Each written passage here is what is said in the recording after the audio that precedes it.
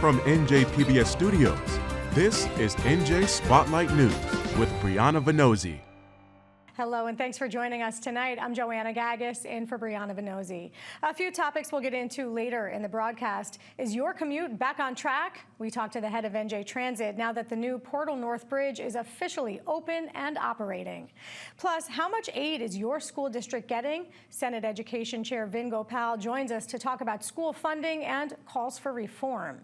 And later, while the state grapples with the school funding formula, some property taxes in New Jersey are hitting record highs, but it might depend on where you live. We'll break down the numbers. But first, Heights University Hospital in Jersey City has officially shut its doors despite last-ditch efforts from the community to keep it open. The embattled hospital shuttered on Saturday, closing its emergency department for real this time. Just 2 weeks ago, the hospital announced a closure, but extended service for an additional 2 weeks after significant backlash. Owned by Hudson Regional Health, its operators blame ongoing financial instability at the location, citing $70 million in losses last year. They closed most of the hospital's operations in November, but kept the emergency department open until now. The closure leaves Jersey City with just one emergency department to serve roughly 300,000 residents. In opposition to the closure, demonstrators staged a 2-day sit-in over the weekend, saying it would cause immediate harm to residents who rely on Heights University Hospital's emergency care services.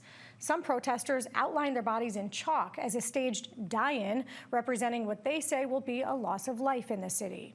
On Saturday, 2 protesters were arrested after attempting to enter the hospital. Jersey City Mayor James Solomon sought a last-minute injunction to keep Heights open, but a judge denied the move. Solomon said the city may use eminent domain to take over the location. A spokesperson for Governor Sherrill's office says the Heights Emergency Department's abrupt closure is, quote, illegal, and that HRH violated state regulations by closing without proper approval and now owes the state tens of thousands of dollars in penalties. Coming up, NJ Transit CEO Chris Calori has the latest on the opening of the Portal North Bridge and what it means for your commute. That's next. Funding for NJ Spotlight News provided by the members of the New Jersey Education Association, making public schools great for every child. For rail commuters, the last few weeks have been especially chaotic as work was completed on the cutover for the new Portal North Bridge. Well, today, the new bridge officially opened and schedules returned to normal with just a few hiccups and minor delays. It's both a blessing for riders and a feat for NJ Transit after the agency announced on Friday that maintenance was finished ahead of schedule. NJ Transit President and CEO and Executive Director of the New Jersey Turnpike Authority, Chris Calori, joins us now with the latest. Chris, great to have you here in the studio. Good to be here. Listen, we in the media are quick to talk very loudly, right, when things go wrong. We're a little less quiet sometimes when things go right, but this is significant. The Portal North Bridge opened ahead of schedule. Just explain what went into that process. Yeah, look, it was, as you can imagine, we had a generational snowstorm. We had more fog and rain than you can count on your fingertips. And we had multiple challenges while we were trying to run trains next to the brand new bridge. So the fact that the team choreographed and finished a generational project, once in a century project actually, on time and ahead of time is a feat of engineering, and it's a feat of human determination. It was significant on Friday, right, when we had problems on the old bridge. What happened there, and how did the work on the North Bridge really save you? So somebody discovered there were 4 bent catenary poles near the old bridge. So Amtrak and New Jersey Transit worked through the morning. I got my first call, I think, at 4:45 in the morning. By 5:45, they made a decision to open the first track on the brand new bridge 2 days ahead of schedule. Thank God for that. It tells you a lot about how critical these infrastructure projects are and how critical the infrastructure itself is. So the fact that Portal was open and ready to go was a big deal for that day. What would have happened if it didn't open? The Northeast Corridor was going to shut down. There was no other way to get into New York City. And that would have been an untenable position. That means we would have had to drop everybody off at Newark, and they would have taken the path to Hoboken and then take either the ferry or go there. Look, could you have done it? Sure, but it was just not the right way to do it. This is just the first phase of that project, right? What happens in the fall? It's the exact same thing for the second track. So our goal is to start it 4 weeks before Thanksgiving and be finished before Thanksgiving. So help us understand, right now there is one-way track on the Portland New North Bridge, and now we're going to go the other way? That's right. So So the goal is we will decommission the one track that's on the old bridge and commission the one track on the new bridge. So the new bridge will essentially have 2 tracks by Thanksgiving. That is the plan. Somewhere in the future, tell us the timing, there will be an entirely new bridge built, right?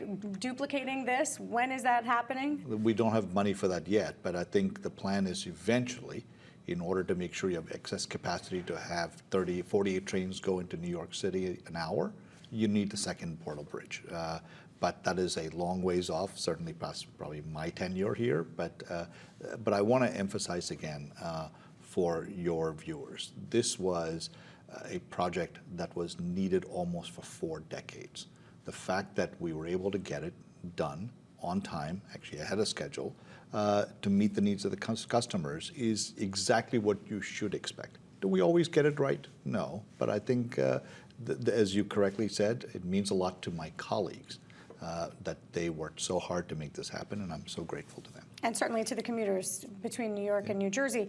This is one critical piece of infrastructure. Can you tell us what else is in the queue when it comes to upgrades? Because we're about to enter the summer months. We have the World Cup coming.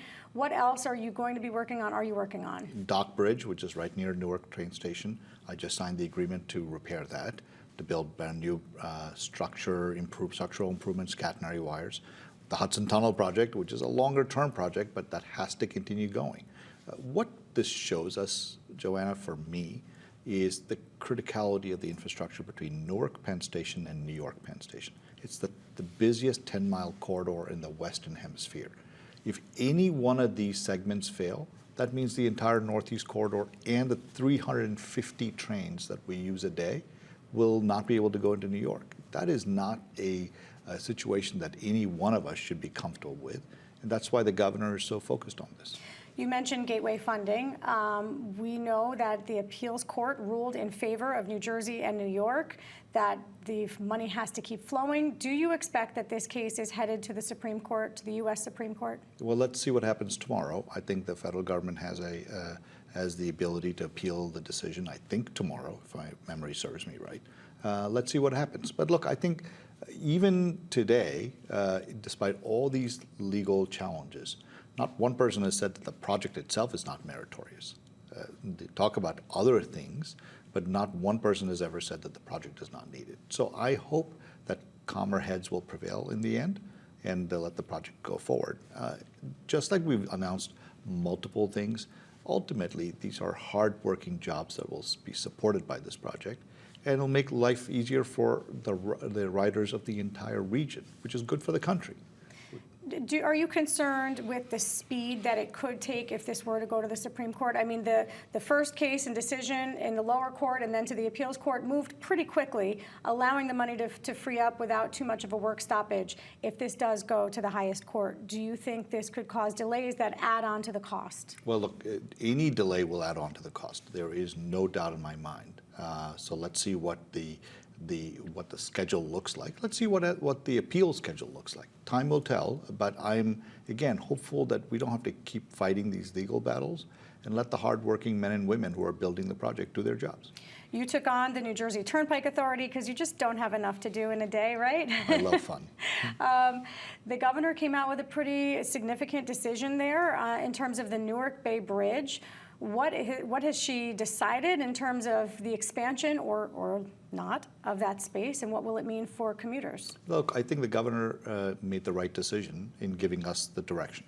Her point was you have the ability to put out a $6.7 billion project, the single largest project the Turnpike has ever put out, by building this bridge, because we have to decommission the current bridge by 2031. So NTSB says that it will be structurally unsound by then, right? So it's already structurally deficient. It's certainly functionally obsolete. So we have to make decisions that are pragmatic, and the governor's decision is pragmatic. And her decision really is that it will not go to 8 lanes, it will remain 4 in the new bridge, right? The goal, we were always going to do a 4-lane bridge in the first phase. And so her point is, do the bridge that you have money for. Focus on it and get it done for safety and for mobility, And that's what she has asked us to do, and that's what we're doing. I think that's the kind of pragmatic governance that is required, and I think she's leading by example. And of course, environmentalists are lauding that decision. Chris Calori, President and CEO of NJ Transit and Executive Director of the New Jersey Turnpike Authority, thank you for your time today. Thank you. Good being with you. New Jersey Supreme Court issued a monumental ruling last week that could impact school districts where allegations of sexual assault have been filed against a teacher. In a 6-1 decision, the High Court found that districts could be found vicariously liable if they created an environment that failed to prevent the abuse. The justices outlined 3 criteria for that environment. 1, if the school gave the employee charged with sexual assault the authority to control the student's educational environment. 2, if that authority resulted in sexual misconduct or abuse. And 3, if it appears the abuse against the student was tacitly approved by the school. Now, before this ruling, districts were immune from vicarious liability as outlined in legislation. But there's a whole lot more impacting school districts these days, starting with a school funding formula and a new administration in Trenton that just released the latest state aid allocation amounts. Joining us to talk about the process and calls for reform is Senator Vin Gopal, chair of the Senate Education Committee, as part of our Under the Dome series. Senator, thanks so much for being with us. Great to talk to you. I'm sure you've heard the calls for reform as loudly as we have here. You've been a part of some efforts to try to get some reforms into the budgeting process when it comes to state allocations. Let's just start with, what do you think are the top 2, maybe 3 areas where this school funding formula could be updated? Sure, it's good to be with you. Special education is the #1 area. We're seeing that as a major cost driver for districts across the state. And we need to start looking at a countywide or regional approach on how we're handling special education and extraordinary special education costs. What would a countywide approach look like? Either county or regional. So trying to, right now, if a child costs more than $40,000, the district is on the hook for the majority of that, about 55% they're paying. We've seen some cases where a child can be $100,000, $150,000, $200,000, especially if they're going to North Jersey or to Connecticut or out of the area. And if we can try to create some regional hubs that capture and really make sure that we've gotten every special ed case possible, we could save a lot of money locally, and we could keep kids closer to their parents. So would you envision that being creating high-needs school facilities where students could actually go and stay in state or stay closer to their hometown? Yeah, and we have a lot of really successful school districts, like I've talked to Toms River and Freehold Regional, that have the space that they could create a hub. And maybe they don't capture all the special ed facets, but maybe 1 or 2 areas, and someone else has another few areas. But the thing that we need to really work to do is how can we control these costs? Because, 1 or 2 extraordinary special education cases can really bankrupt a school district. You also worked on a piece of legislation in the last legislative session that didn't make it to the governor's desk. It would change what's called educational adequacy report. First, what is that report, and how would you propose it be changed in terms of how it functions? Yeah, absolutely. The bill did pass the Senate last session, 38-0. Unfortunately, it was not able to get a hearing in the Assembly. I'm hopeful that they'll look at it. Now, we've had some really good conversations with the new DOE leadership, the new commissioner, deputy commissioner, chief of staff, everyone there, and they've been really open-minded on what the cost is to educate a child now. 600 individual school districts. I've talked a lot about it, how expensive it can get. We've got about 200 of those 600 districts have less than 500 kids, and their enrollment keeps going down, and it's getting very expensive to operate. So looking at some mandatory consolidation, mandatory shared services, looking at how we can make sure that the quality of education and at the same time we're doing the best for taxpayers happens is important. And I'm hoping as we look to modernize and upgrade the school funding formula, those are going to be important pieces that we take into consideration. I know you just talked about special ed and some changes you want to make there, but this bill also proposed changes to a census model for calculating special ed costs per district. Although, as you said, the bill never got a hearing in the Assembly, some of those changes we see being implemented in districts right now as those allocation numbers were released. Explain that. Yeah, so the Cheryl administration did put into place through DOE a lot of the things that we talked about in our bill, including multi-year averages, a 3% cap, so no district can lose more than 3%. We saw in the early years of the Murphy years, districts losing $6, $7, $8 million year by year, and really no way to budget. By putting that cap in at the most they can lose, it allows a district to budget. And hypothetically, just because a district has lost, 25 kids doesn't mean that their overall costs have gone down. So with everything getting more expensive, looking at multi-year averages, looking at a census-based formula as it relates to special education, this gives us more accuracy. I have a question for you. The Supreme Court here in New Jersey just had a significant ruling last week that creates this vicarious liability for school districts. One, what could that mean financially for a district facing those types of charges? Let's start there. Yeah, I mean, this is pretty historic. Schools can now be held liable for what they did or didn't do as it relates to an individual employee's actions. The law massively expands the statute of limitations on civil suits over sexual abuse and assault cases, and it's really just stripped public entities and schools of immunity. So, considering the SEI report also passed the trash, which is what the legislature did over the last several years, probably hasn't done enough, and so I think we need to do more, and I think what the court is saying today is going to put a lot of onus on school districts to really do the right thing as they screen every single employee coming in and out of their district. You referenced pass the trash. That is a bill that would prevent or at least create more information as a teacher maybe is let go from one district, perhaps because of allegations of misconduct, and then is able to go to another district and get hired. That record doesn't always follow them. Do I have that right? Correct, and that is something that every district needs to have, that HR responsibility and knowing exactly who they're hiring.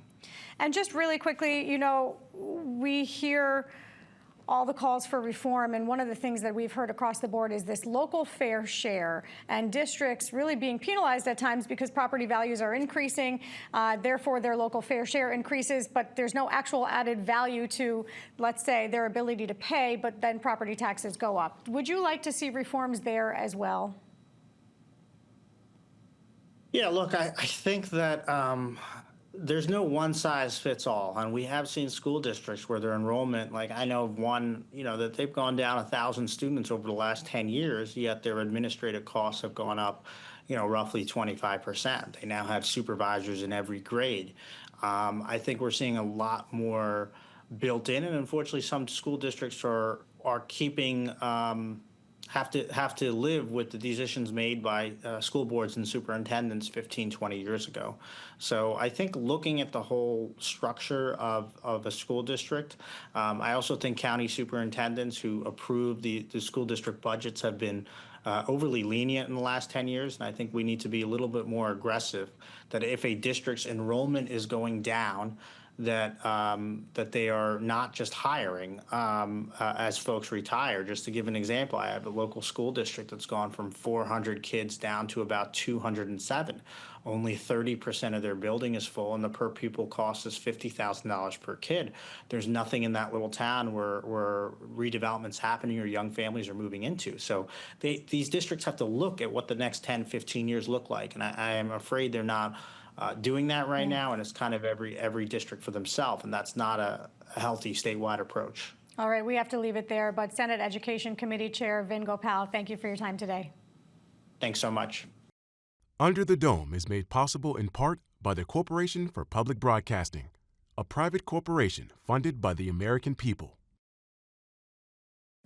New Jersey's property tax increases have been outpacing inflation, increasing on average by 4.7% in 2025. Inflation that year was 2.7%. The average homeowner in New Jersey is paying a whopping $10,570 a year in property taxes. So what's driving those costs, and more importantly, the increases? Our senior writer and projects editor, Colleen O'Day, is here to explain. Colleen, great to see you. You talk about the average that the homeowner in New Jersey Nosy will pay, but that 4.7 increase on average, what is driving those costs? So, in recent years, especially, I mean, we've actually heard for a long time about healthcare cost increases, but especially more recently, there are some issues with the state health benefits plan, and there are, communities that are part of that. And so that's been going up pretty much by double-digit increases for a number of years. It's expected to do that again this year. So that's really a huge driver. And that is one of the things that is exempt or outside of the cap on property taxes, which we have in New Jersey. Other drivers are inflation. I mean, the last year or so, we've seen high inflation. We've seen tariffs kick in, and that has increased prices for school districts, for municipalities, for counties. So that's just generally, inflation is another factor. And then, there are increases in salaries. This is something that we might see in the coming property taxes. We had a huge snow year this year, right? So a lot of the municipalities went through their salt budgets, maybe had to buy more, maybe paid overtime to DPW workers for cleaning the streets. So there are just a whole host of things that can affect property taxes. Yeah, and we know that property taxes really cover municipal, county, and school services, which you just outlined. Right now, what is the range? It is a pretty big range, actually, when you consider the state as a whole. When you look at the averages, the range kind of shrinks a bit. But what is the range that a person could pay depending on where they live in the state?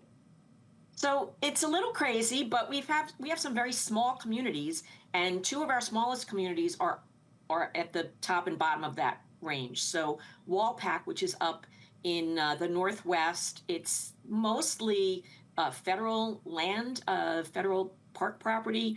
Their taxes are only $1,143. Could you imagine? On the other hand, wouldn't we all like to be paying that? On the other hand, down in South Jersey, Tavistock is essentially a golf course with a few folks living there. Their property tax last year was $38,387. That's a tax we don't want to be paying. So that's crazy. But, if we're looking at some more generalities, you've got about 63 communities where people are paying less than $5,000 in property taxes, which, again, is something I think that, a lot of people would just covet. And then there are, probably 24 communities where the average tax is more than $20,000. So we do have quite a range. Well, Colleen, I thought that under Governor Christie, he put in a 2% property tax increase, right? So municipalities couldn't see these wide swings from year to year, and yet we're at 4.7%. So what happened to the 2% property tax cap? So as Mark Pfeiffer, who is pretty much the expert in New Jersey on property taxes, I'm pretty sure he's been a half century working in state, local government on tax issues. He's now at Rutgers.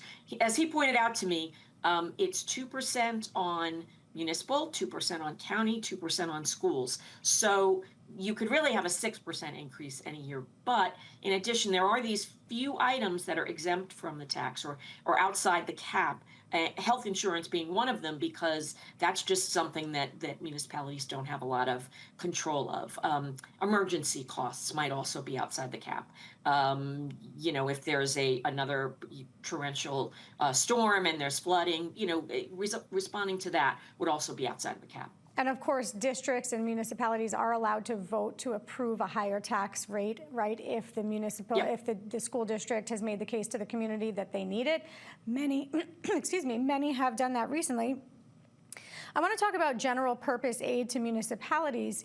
What has that looked like? Let's start with the Murphy administration, and now we have a new Sherrill administration. How are they handling that type of aid for municipalities? So, it's kind of seen that the state has an obligation to schools, not so much municipalities. The municipal aid has literally been unchanged for 2 decades. This year, it's expected to be about $1.4 billion. The only change that has come pretty much has been in what's called extraordinary aid or transition aid. And that's given to maybe a couple dozen municipalities who are having extraordinary issues with their, balancing their budget for emergency reasons or for a host of reasons. This year, the Governor Sherrill is talking about increasing that amount more than by about 60%, that extraordinary aid amount. But there are a lot of legislators who are saying, everybody should be getting some sort of an increase. It's just been too long. Yeah, and of The course state we is know there's a record budget number this year, $60.7 billion.